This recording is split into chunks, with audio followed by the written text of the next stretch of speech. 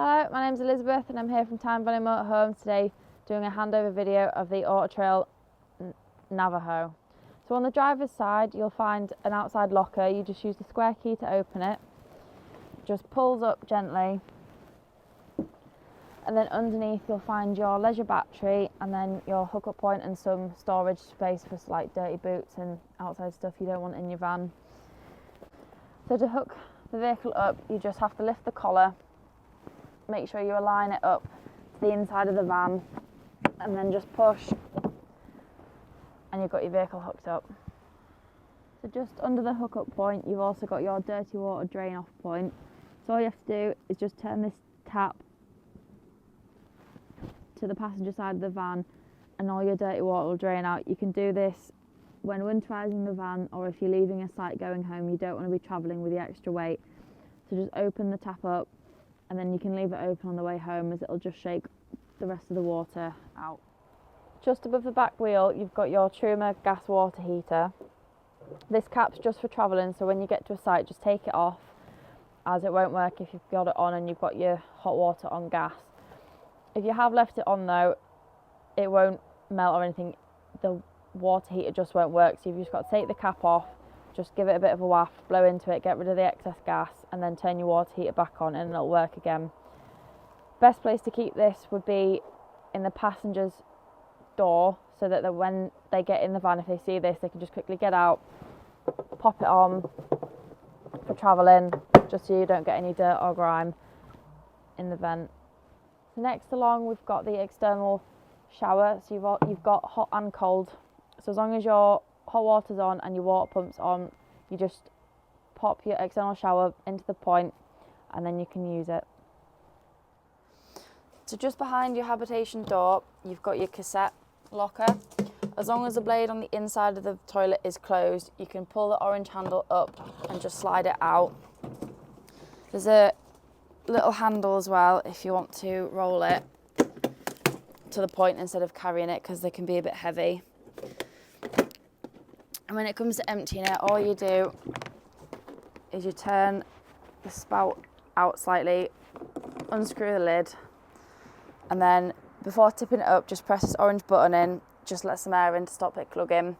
Empty it out, fill it again with a little bit of water, just give it a slush round, empty it out, and then before you put it back in just put some blue or green liquid depending on what the site prefers, pop it back in, screw your cap back on, and then all you do is slide it back in, and that's how you empty your cassette. So just next to your back wheel you've got another storage locker, but this is a really long one, so you can fit skis in it or a paddle board. It goes right the way through to the other side of the motorhome. So on the back of the van you'll find a reversing camera up at the top. Next to it you've got some ladders if you need to fix anything on the roof or get up onto the roof to clean it. You've then got a bike rack, and below that you've got your spare wheel, so you've just got to unlock this, you've got to take this off, and then there'll be a nut on the inside that you've just got to loosen, and then you can get your spare wheel off. Next to the habitation door you've got your barbecue point. So all you have to do is just get some adapters, pop them in there, and then you've got your hose which will connect to either your barbecue or a gas fire. And then next to that you've got your fresh water fill up. You just take the cap off, put your hose pipe in there. You might need some adapters because most sites just provide a brass tap. Just in front of the back wheel you've got another storage locker that just leads to the inside.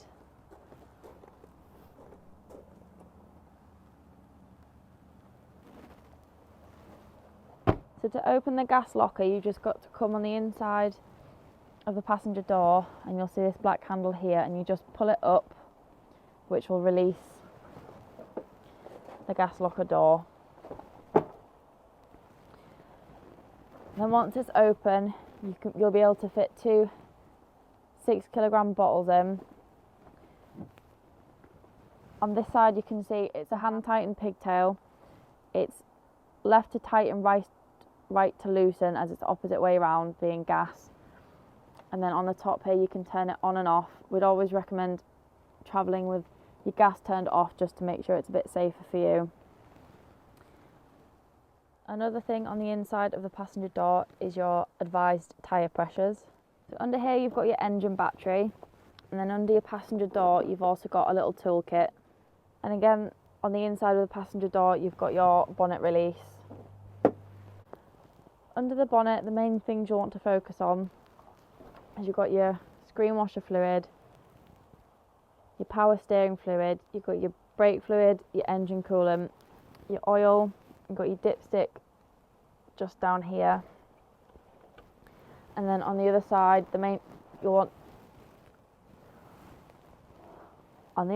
you've got your positive and negative here if you've got to give or receive a jump start. You've also got your weight plates and information on the front of the van. Here you can see your 3 gas burner hobs are working correctly. So is the grill and the oven. Always remember to let the gas burner hobs cool fully before putting the glass lid down, as if you put it down when they're still hot, it will shatter. To turn on the Thetford fridge, you've just got to press the on button and it'll light up. And then you can manually select if you want it on hook up, gas or vehicle battery. You just press the button on the left hand side, and then for temperature you just press the button on the right hand side and you can increase it and decrease it depending on the temperature you want inside the fridge.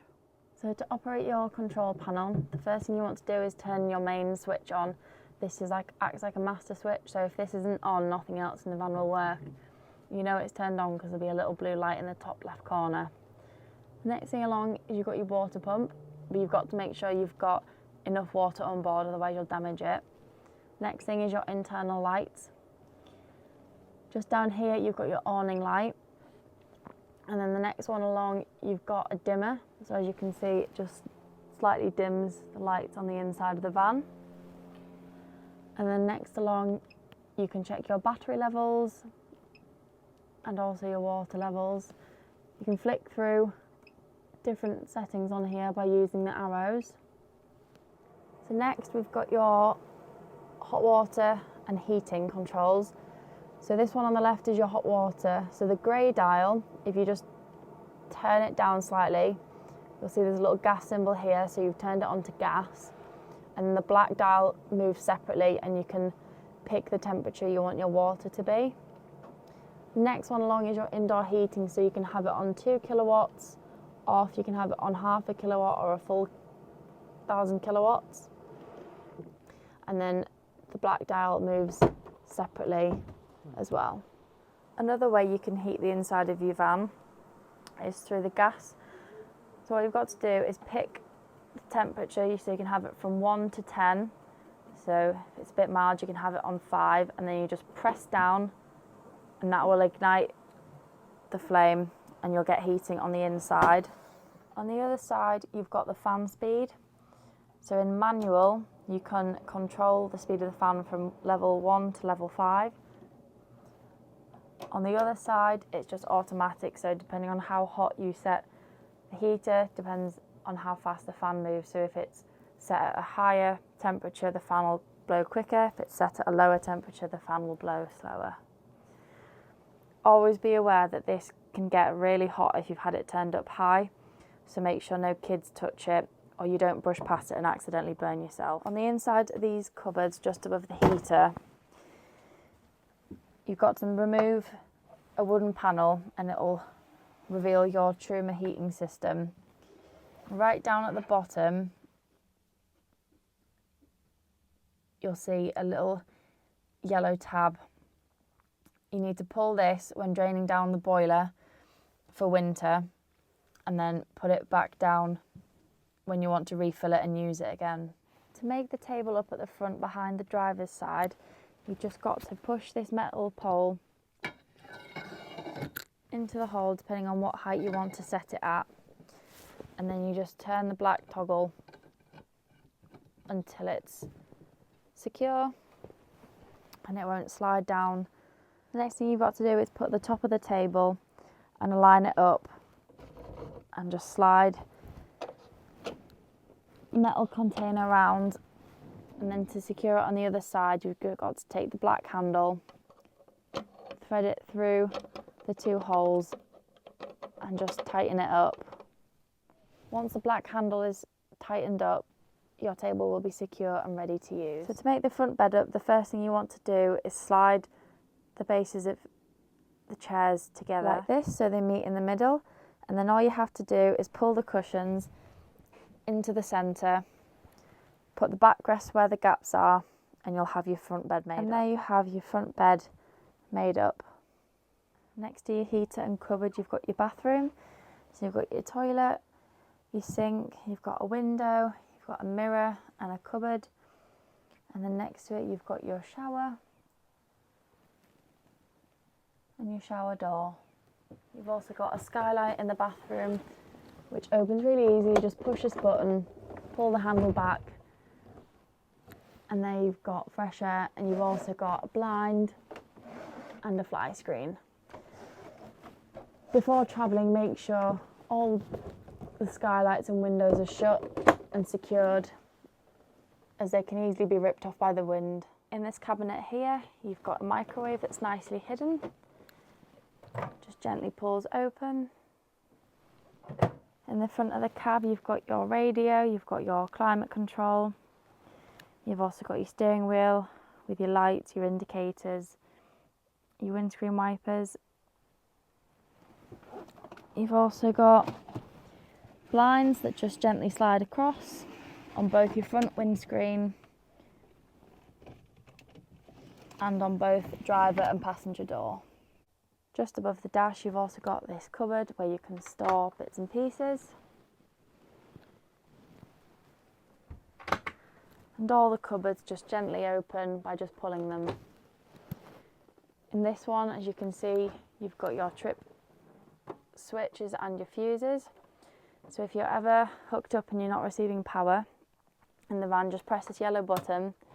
If the black lever goes down, it means there's something within the van that's gone wrong, such as your fuses have broken, which is why we always suggest you have some extra fuses just in case some of them blow and you're on holiday. You can replace them easily and you don't have to go without a fridge or lights working.